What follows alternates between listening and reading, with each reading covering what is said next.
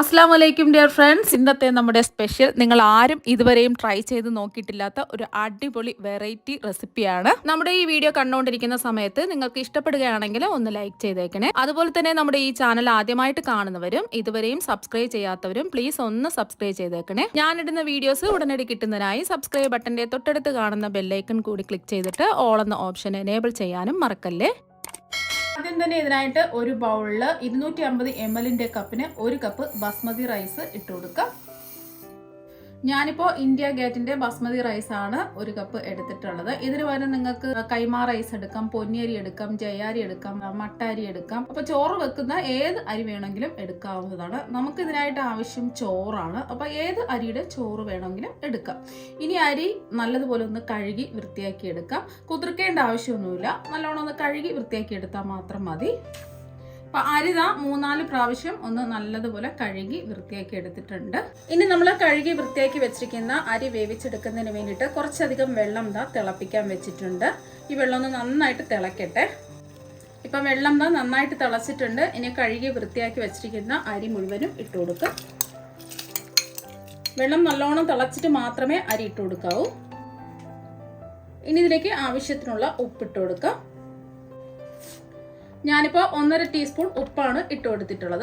അപ്പോൾ കുറച്ചധികം വെള്ളമല്ലേ നമ്മൾ എടുത്തിട്ടുള്ളത്. അപ്പോൾ 1.5 ടീസ്പൂൺ ഉപ്പ് ഇട്ട് കൊടുക്കുക. ആദ്യം 1 ടീസ്പൂൺ ഉപ്പ് ഇട്ട് നോക്കിയിട്ട് വെള്ളത്തിൽ ഉപ്പുണ്ടോ നോക്കുക. അപ്പോൾ കുറവാണെന്നുണ്ടെങ്കിൽ 1/2 ടീസ്പൂൺ ഉപ്പും കൂടി ഇട്ട് കൊടുക്കുക. വെള്ളത്തിൽ കുറച്ച് മുന്നിട്ട് നിൽക്കണം ഉപ്പ്. എന്നാൽ മാത്രമേ ഈ ചോറ് വേവിച്ചെടുക്കുന്ന സമയത്ത് കറക്റ്റ് പാകത്തിലുള്ള ഉപ്പ് ഉണ്ടാവുള്ളൂ.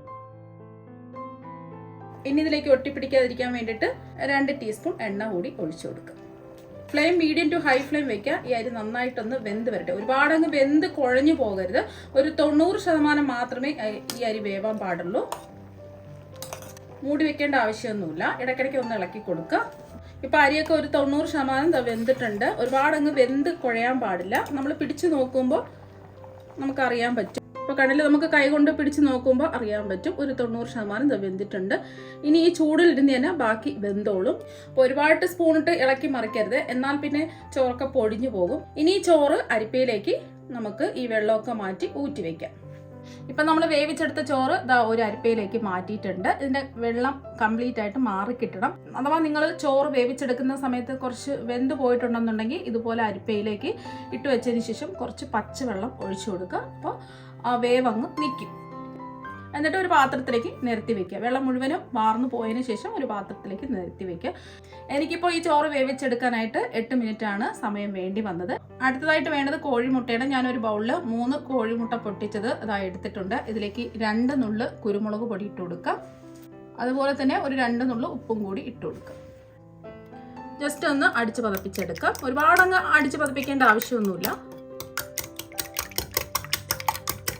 ഇപ്പൊ ജസ്റ്റ് ഒന്ന് മിക്സ് ചെയ്ത് എടുത്തിട്ടുണ്ട്. ഇനി ചൂടായി കിടക്കുന്ന ഒരു പാനിലേക്ക് 2 ടേബിൾ സ്പൂൺ എണ്ണ ഒഴിച്ചു കൊടുക്കുക. എണ്ണയാണ് ഒഴിച്ചു കൊടുക്കുന്നത്. അപ്പോൾ ഏത് എണ്ണ വേണമെങ്കിലും എടുക്കാവുന്നതാണ്. വെളിച്ചെണ്ണ ആകുമ്പോൾ ആ നാടൻ ഒരു ഫ്ലേവറും ടേസ്റ്റും ഒക്കെ കിട്ടും. എണ്ണ ഒന്ന് ചൂടാവട്ടെ. ഇനി ചൂടായി കിടക്കുന്ന എണ്ണയിലേക്ക് 1/2 ടീസ്പൂൺ കടുക് ഇട്ട് കൊടുക്കാം. കടുകെല്ലാം ഒന്ന് പൊട്ടി വരട്ടെ. കടുകെല്ലാം പൊട്ടിയതിന് ശേഷം ഒരു 6 വെളുത്തുള്ളി അല്ലി ചെറുതായിട്ട് കട്ട് ചെയ്ത് ഇട്ട് കൊടുക്കാം. അതുപോലെ തന്നെ ഒരു ചെറിയ കഷ്ണം ഇഞ്ചി ചെറുതായിട്ട് കട്ട് ചെയ്തതും കൂടി ഇട്ട് കൊടുക്കാം. ഇനി ഇതിലേക്ക് അധികം എരിവൊന്നുമില്ലാത്ത 2 പച്ചമുളക് ഇട്ട് കൊടുക്കാം. എരിവുള്ള പച്ചമുളക് ആണെന്നുണ്ടെങ്കിൽ 1 ഇട്ട് കൊടുത്താൽ മതിയാകും. ഇനി ഇതിൻ്റെ പച്ചമണം മാറി കിട്ടുന്നവരെ ഒന്ന് ഇളക്കി കൊടുക്കുക. ഫ്ലെയിം കുറച്ച് വെച്ച് കൊടുക്കുക. ഇഞ്ചിയുടെയും വെളുത്തുള്ളിയുടെയും ആ പച്ചമുളകിൻ്റെ പച്ച ചുവയൊക്കെ ഒന്ന് മാറിയിട്ടുണ്ട്. ഒരു 20 സെക്കൻഡ് ഒന്ന് ഇളക്കി കൊടുത്തിട്ടുണ്ട്. ഇനി ഇതിലേക്ക് കുറച്ച് കറിവേപ്പില ഒന്ന് ഇതുപോലെ ഞെരടി ഇട്ട് കൊടുക്കാം. ആ കറിവേപ്പിലയുടെ ഒരു ടേസ്റ്റ് ഒക്കെ കിട്ടുന്നതിന് വേണ്ടിയിട്ടാണ്. ഇനി ഇതിലേക്ക് അത്യാവശ്യം വലുപ്പമുള്ള ഒരു സവാള ചെറുതായിട്ട് കട്ട് ചെയ്തും കൂടി ഇട്ട് കൊടുക്കാം. ഇനി ഇതൊന്ന് ഇളക്കി കൊടുക്കാം. ഇപ്പം സവാള ഒക്കെ വയന്ന് ചെറിയൊരു ഗോൾഡൻ നിറം ആവാൻ തുടങ്ങിയിട്ടുണ്ട്. ഗോൾഡൻ നിറം ഒന്നും ആവേണ്ട ആവശ്യമൊന്നുമില്ല. ചെറുതായിട്ടൊന്ന് വാടി ചെറിയൊരു ഗോൾഡൻ നിറം ആവുന്ന സമയത്ത് ഇതിലേക്ക് ഒരു ചെറിയൊരു ക്യാരറ്റ് ഇതുപോലെ ചെറുതായിട്ട് കട്ട് ചെയ്ത് ഇട്ട് കൊടുക്കാം. ഒരു 1/4 കപ്പ് ക്യാരറ്റാണ്. അതുപോലെ തന്നെ 3 ബീൻസ് ചെറുതായിട്ട് കട്ട് ചെയ്തും കൂടി ഇട്ട് കൊടുക്കാം. നിങ്ങൾക്ക് ഇഷ്ടമുള്ള പച്ചക്കറികളൊക്കെ ചേർത്ത് കൊടുക്കാം. ക്യാപ്സിക്കം ഉണ്ടെങ്കിൽ ഒരു ക്യാപ്സിക്കത്തിൻ്റെ പകുതി ക്യാപ്സിക്കം ചെറുതായിട്ട് കട്ട് ചെയ്ത് കൂടി ഇട്ട് കൊടുക്കാം. ക്യാപ്സിക്കം വേണം നിർബന്ധമൊന്നുമില്ല, ഉണ്ടെങ്കിൽ ഇട്ട് കൊടുത്താൽ മതിയാവും. ഇനി ഇതിലേക്ക് ഒരു 1/2 ടീസ്പൂൺ ഉപ്പിട്ട് കൊടുക്കാം. ഇതെല്ലാം ഒന്ന് ഇളക്കി കൊടുക്കാം. ഈ നമ്മൾ ചേർത്ത് കൊടുത്ത പച്ചക്കറികളെല്ലാം ചെറുതായിട്ടൊന്ന് വെന്ത് കിട്ടണം. വെന്ത് കുഴഞ്ഞൊന്നും പോകരുത്, ചെറിയൊരു രീതിയിൽ വെന്ത് കിട്ടണം. ഇപ്പോൾ പച്ചക്കറി ഇട്ട് കൊടുത്തതിന് ശേഷം ഒരു 2 മിനിറ്റ് അതാ ഒന്ന് വേവിച്ചെടുത്തിട്ടുണ്ട്.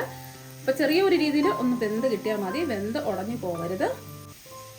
ഇനി ഇതിലേക്ക് കുറച്ച് പൊടി ഐറ്റംസ് ചേർത്ത് കൊടുക്കാം. 1/2 ടീസ്പൂൺ മുളക് പൊടി ഇട്ട് കൊടുക്കാം. ഞാനിപ്പോൾ കാശ്മീരി മുളക് പൊടിയാണ് ഇട്ട് കൊടുത്തിട്ടുള്ളത്. കുറച്ചധികം എരിവ് വേണമെന്നുള്ളവർക്ക് 1 ടീസ്പൂൺ മുളക് പൊടി ചേർത്ത് കൊടുക്കാം. എരിവുള്ള മുളക് പൊടിയാണെന്നുണ്ടെങ്കിൽ ഒരു 1/4 ടീസ്പൂൺ ചേർത്ത് കൊടുത്താൽ മതിയാകും. 1/2 ടീസ്പൂൺ മല്ലിപ്പൊടിയും ഒരു 2 നുള്ള് മഞ്ഞൾപ്പൊടിയും കൂടി ഇട്ട് കൊടുക്കാം. ഇതിലേക്ക് ഒരു 1/2 ടീസ്പൂൺ ഗരം മസാലയും കൂടി ഇട്ട് കൊടുക്കാം. ഈ പൊടിയുടെ പച്ചമണം മാറി കിട്ടുന്നത് വരെ ഒന്ന് ഇളക്കി കൊടുക്കാം. ഇപ്പോൾ ഒരു 10 സെക്കൻഡ് ഇതാ ഒന്ന് ഇളക്കി കൊടുത്തിട്ടുണ്ട്. ഇനി ഇതെല്ലാം ഒരു സൈഡിലേക്ക് ഇങ്ങനെ മാറ്റി വെക്കാം. ഇനി ഇതെല്ലാം ഒരു സൈഡിലേക്ക് മാറ്റി വെച്ചതിന് ശേഷം ഇതിലേക്ക് നമ്മൾ അടിച്ചു വെച്ച മുട്ട ഇതിലേക്ക് ഒഴിച്ചു കൊടുക്കാം. മുട്ട അടിച്ചെടുത്തത് ഒഴിച്ചു കൊടുത്തതിന് ശേഷം പെട്ടെന്ന് തന്നെ ഇളക്കി കൊടുക്കരുത്. ഒരു 20 സെക്കൻഡ് ഇങ്ങനെ തന്നെ ഇരിക്കട്ടെ. ഇപ്പം നമ്മൾ മുട്ട അടിച്ചത് ഒഴിച്ചു കൊടുത്തിട്ട് ഒരു 20 സെക്കൻഡ് ഇതായിട്ടുണ്ട്. അപ്പം ചെറുതായിട്ടൊന്ന് മുട്ട വേവുന്ന വരെ ഇതുപോലെ ചെറുതായിട്ടൊന്ന് ഇളക്കി കൊടുക്കാം. ചെറുതായിട്ടൊന്ന് മുട്ട വെന്തതിന് ശേഷം എല്ലാം ഒന്ന് മിക്സ് ചെയ്യാവൂ. നടുഭാഗത്തായിട്ട് ഇങ്ങനെ ഇളക്കി കൊടുക്കുക.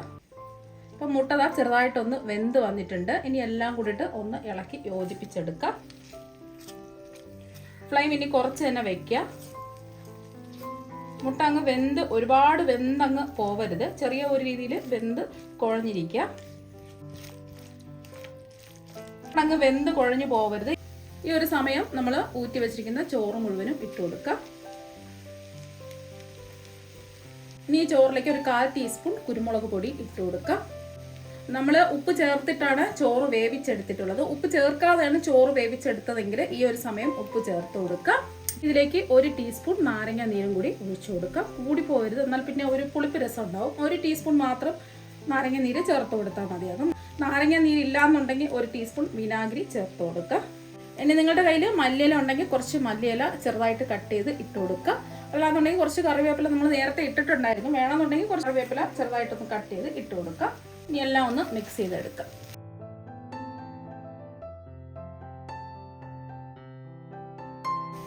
ചെറിയ ഒരു രീതിയിൽ മിക്സ് ചെയ്തെടുക്കുക. ഒരുപാടിട്ട് ഇളക്കി മറിക്കരുത്, എന്നാൽ പിന്നെ ഈ ചോറൊക്കെ പൊടിഞ്ഞു പോകും. അപ്പോൾ ഈ സമയത്ത് ഉപ്പുണ്ടോ എന്ന് ചെക്ക് ചെയ്ത് നോക്കുക. ഉപ്പ് കുറവാണെന്നുണ്ടെങ്കിൽ ചേർത്ത് കൊടുക്കുക. അപ്പോൾ ഒരുപാടിട്ട് ഇളക്കി മറിക്കേണ്ട ആവശ്യമില്ല. ഇപ്പോൾ പെട്ടെന്ന് നമുക്ക് റെഡിയാക്കി എടുക്കാൻ പറ്റുന്ന മുട്ട വെച്ചിട്ടുള്ള ചോറ് ഇതാ ഇവിടെ റെഡി ആയിട്ടുണ്ട്. നല്ല അടിപൊളി ടേസ്റ്റാണ്. ഇതിന് പ്രത്യേകിച്ച് കറിയുടെ ഒന്നും തന്നെ ആവശ്യമില്ല. നമുക്ക് കുട്ടികൾക്ക് ലഞ്ച് ബോക്സിലൊക്കെ കൊടുത്തുവിടാൻ പറ്റിയ ഒരു ചോറാണ്. അപ്പോൾ വേറെ കറിയുടെ ഒന്നും ആവശ്യമില്ല. വേണമെന്നുണ്ടെങ്കിൽ ഒരു സാലഡും ഒരു പപ്പടവും ഒരു അച്ചാറും ഉണ്ടെങ്കിൽ അത് മാത്രം മതി. പ്രത്യേകിച്ച് കറിയുടെ ഒന്നും ആവശ്യമില്ല. നമ്മളിതിൽ മുട്ടയൊക്കെ അല്ലേ ചേർത്തിട്ടുള്ളത്. ഇനി ഇത് ഒരു പാത്രത്തിലേക്ക് മാറ്റാം. വളരെ എളുപ്പത്തിൽ റെഡിയാക്കി എടുക്കാൻ പറ്റുന്ന മുട്ട വെച്ചിട്ടുള്ള ചോറ് ഇതാ ഇവിടെ റെഡി ആയിട്ടുണ്ട്. അപ്പം ഏത് അരിയിലുള്ള ചോറിൽ വേണമെങ്കിലും ഇങ്ങനെ ചെയ്തെടുക്കാവുന്നതാണ്. വേറെ ഒരു കറിയുടെയും ആവശ്യമില്ല. നല്ല അടിപൊളി ടേസ്റ്റാണ്. അപ്പം ബാക്കി വന്ന ചോറൊക്കെ ഉണ്ടെന്നുണ്ടെങ്കിൽ ഇങ്ങനെ ചെയ്തെടുക്കാവുന്നതാണ്. കുട്ടികൾക്ക് ലഞ്ച് ബോക്സിലൊക്കെ കൊടുത്തു വിടാൻ പറ്റിയ ഒരു ചോറാണ്. അപ്പോൾ നിങ്ങൾ എല്ലാവരും ഇതുപോലെ ഒന്ന് ട്രൈ ചെയ്ത് നോക്കാം. നമ്മൾ ചോറൊക്കെ തലേ ദിവസം വേവിച്ച് വെച്ചിട്ട് പെട്ടെന്ന് തന്നെ നമുക്ക് ഈസി ആയിട്ട് രാവിലെ ചെയ്തെടുക്കാവുന്നതാണ്. സമയമില്ലാത്ത ദിവസങ്ങളിൽ മുട്ട വെച്ചിട്ട് ഇതുപോലെ ചോറ് തയ്യാറാക്കി നോക്കുക. അടിപൊളി ടേസ്റ്റാണ് കഴിക്കാൻ വേണ്ടിയിട്ട്. അപ്പോൾ നിങ്ങളെല്ലാവരും ഇതുപോലെ ഒരു പ്രാവശ്യം ട്രൈ ചെയ്ത് നോക്കുക. കുട്ടികൾക്ക് എന്തായാലും ഒരുപാട് ഇഷ്ടമാകും. ഇതിൽ നമുക്ക് എന്ത് പച്ചക്കറികൾ വേണമെങ്കിലും ഇടാവുന്നതാണ്.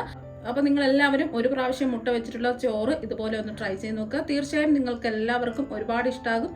അപ്പോൾ നമുക്ക് മറ്റൊരു വെറൈറ്റി വീഡിയോ ആയിട്ട് വീണ്ടും കാണാം. താങ്ക്